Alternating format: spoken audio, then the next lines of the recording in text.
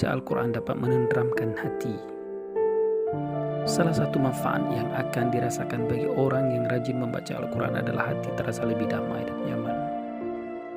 Membaca Al-Quran berarti mengingat-ingat akan kebesaran Allah Subhanahu wa Ta'ala. Ingatnya kita terhadap Allah Subhanahu wa Ta'ala akan membuat hati terasa tenteram dan lebih lembut dan menyikapi sesuatu. Sebagaimana firman Allah Subhanahu wa Ta'ala dalam Al-Quran surah Ar-Ra'd ayat 28, yang artinya yaitu orang-orang yang beriman dan hati mereka menjadi tentram dengan mengingat Allah. Ingatlah, hanya dengan mengingati Allah lah hati menjadi tentram.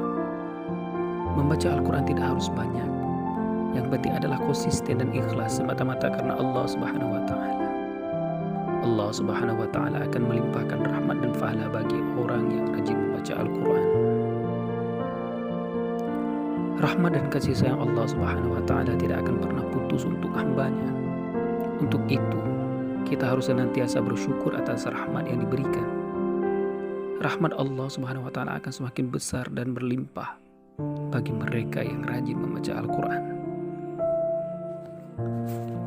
Dalam Al-Quran surah Al-Isra ayat 28 diberikan penjelasannya, dan kami turunkan Al-Quran sesuatu yang menjadi penawar dan rahmat bagi orang-orang yang beriman, sedangkan bagi orang-orang yang zalim hanya akan menambah kerugian. Selain itu, Nabi Muhammad SAW juga bersabda, siapa yang membaca satu huruf dari Al-Quran maka baginya satu kebaikan dengan bacaan tersebut.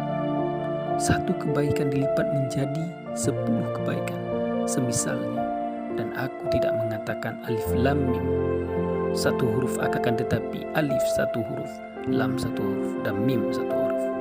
Hadis riwayat At-Tirmizi.